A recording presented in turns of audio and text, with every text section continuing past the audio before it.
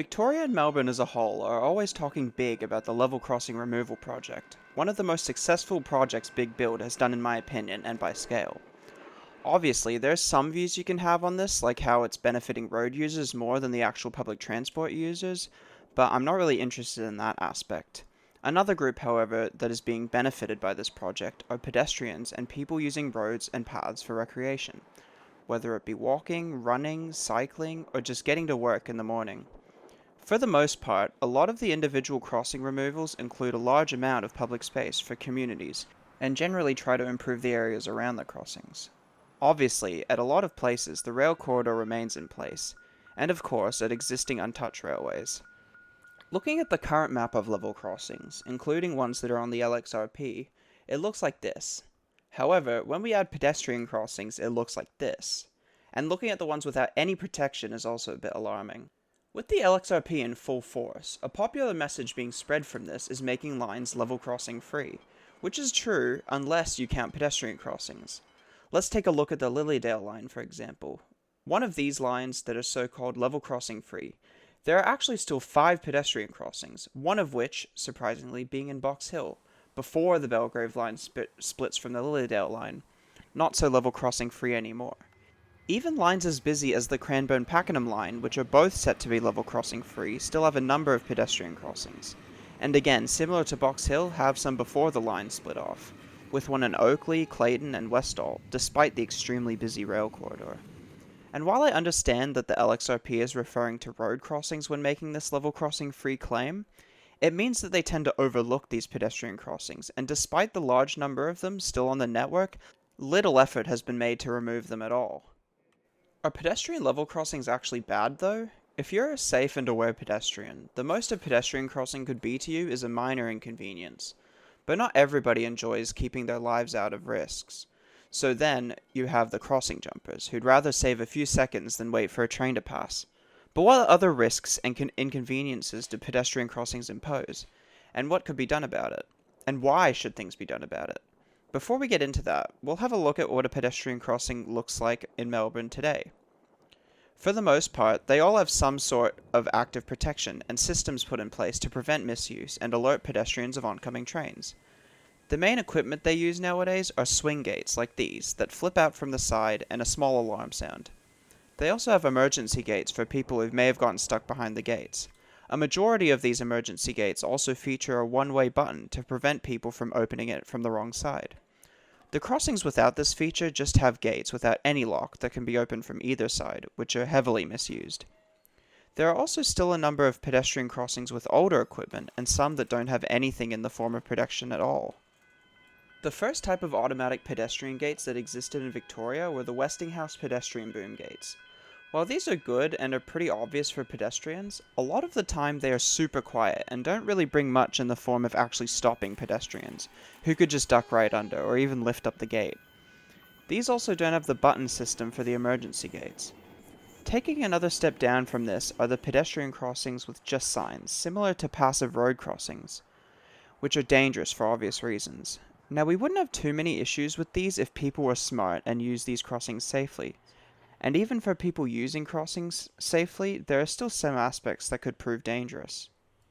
Other than people misusing the crossings, what other dangers does it impose on pedestrians? One large factor in the detriment of pedestrian crossings is the accessibility.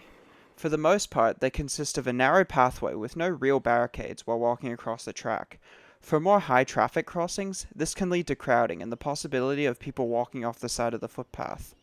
Another aspect is the uneven surfaces and walking over the track itself, which can be a problem for people with mobility issues or people who use mobility devices. Even things like prams could get stuck in the tracks. Here's an example of a busy pedestrian crossing at Yarraville, which thankfully is getting replaced by a pedestrian underpass alongside the closure of the road crossing.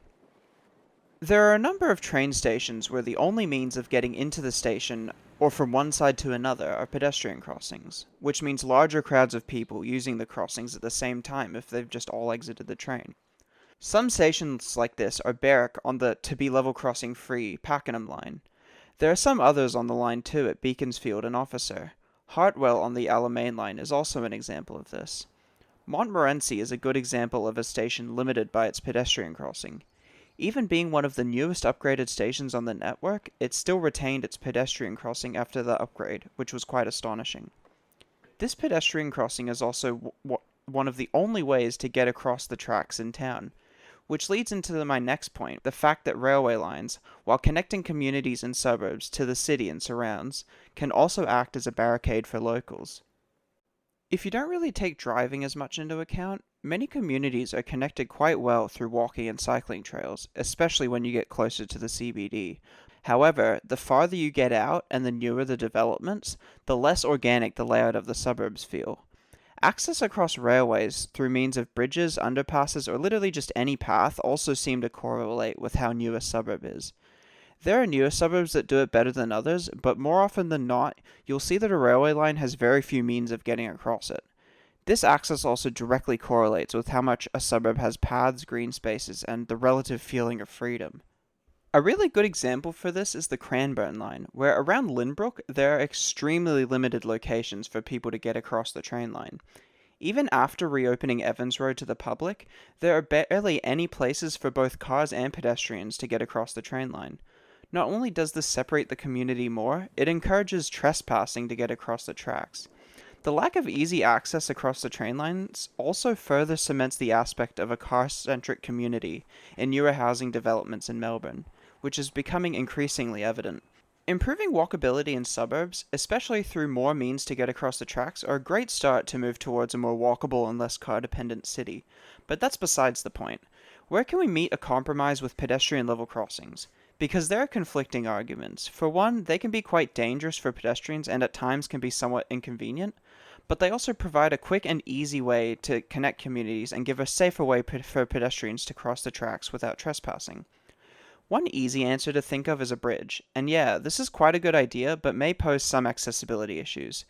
There are a number of pedestrian bridges around Melbourne at stations and just for general crossing, but most are just stairs without ramps. Underpasses are also a good option. Both are good if done right, but the cost and the space that these can take up may not be worth the small benefit it provides. This is not meant to discredit bridges like this either. Most modern pedestrian bridges, whether it be over a road or railway, tend to take everybody into account and mostly include lifts for easy and compact access. But a quick and easy option to just implement more cross-rail access for everybody are pedestrian crossings. No need to worry about planning the long construction of a bridge. So why don't we just improve the safety of pedestrian crossings more so they don't pose as many risks? The first step that should take place is to upgrade the remaining pedestrian crossings that have no active protection. One aspect that makes these crossings extra dangerous are the existence of the swing gate crossings. These swing gate crossings don't have much in forms of visual warning, and they don't stand out much either, so pedestrians who use a passive crossing may not even realize that the crossing doesn't provide a warning. So while upgrading the crossings without protection is a must, an improvement to the current design should also be considered. If you take a look at most other states around Australia, many use a flashing light or even a bell to warn pedestrians of oncoming trains. A lot more obvious than what Victoria has. They've even been trialled here at Bentley, and surprisingly, some visual warnings do exist at Beckett Street in Jacana and Anarchy Road in Geelong. Why can't these be installed at more locations? New Zealand even goes as far as installing full-size signals for their pedestrian crossings. While improving pedestrian crossings is a great step, at a certain point a pedestrian crossing should also be considered for removal, whether it poses too much risk or the inconvenience outweighs the ease of construction. One of these instances was what I mentioned before, where the only access at a train station is through a pedestrian crossing. These should mostly be the priority for LXRP in my opinion. In New South Wales, they've done a few removals like this, such as at Fairy Meadows, and longer or busier pedestrian crossings I think should also be removed. Any that have high frequencies like the aforementioned Box Hill and Dandenong lines. As for longer crossings, the farther a pedestrian has to walk to get across the track, the more dangerous it is. Take this pedestrian crossing at Laverton, for example. The distance from one side to another is more than 20 meters, and for slower people it may pose a risk. For the most part, most crossings aren't very long, but there are a select few that I think are, such as the Beach Street crossing in Frankston, which consists of 4 tracks and also has pretty heavy foot traffic. Now that I've covered the main points I wanted to get across, let's have a look at the pedestrian crossings that still exist on lines that will be level crossing free. One line that doesn't really make sense to be considered level crossing free is the Werribee line, because they are making no attempt yet to remove the crossings on the Altona Loop portion of the line, which in my opinion is the main part of the line, more so than the express section. On this section of the line, there are a lot of not only railway crossings, but pedestrian crossings too, all of which are unprotected, except this crossing on Upton Street, which still has older pedestrian booms. Lots of other crossings on this line also have pedestrian booms, and yeah, while they are quite scenic, these crossings are definitely a risk, and wouldn't hurt to be upgraded. Other than the Werribee line, the Sunbury line still has 3 pedestrian crossings, one of which being at Keeler Plains Station, the only existing way to get to the other side of the station. The Lilydale line still has a number of pedestrian crossings past Ringwood, 2 next to Ringwood Lake Park, which I think are pretty hidden, and there is even an unprotected crossing in Croydon off of Smith Avenue. The last level crossing free line to discuss is the Frankston line, which up until recently had a large amount of crossings, particularly past Mordialloc on a section known as the Sandbelt.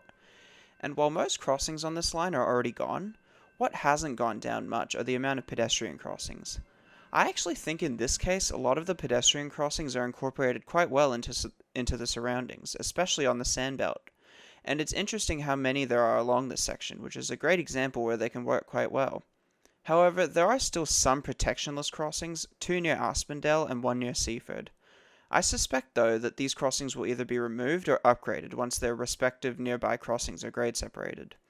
The standout crossing on this line though is Beach Street, as I've mentioned already. This crossing was retained after the road crossing at this location was removed, with the old equipment and pedestrian crossing remaining. This crossing, I believe, is quite dangerous, not only because of its high foot traffic, but because of the length of the crossing, having to cross 4 tracks. This crossing also has older pedestrian booms. I think a substitute to this crossing is warranted, although I'm not too sure how to go about it. Maybe upgrade the crossing in the meantime?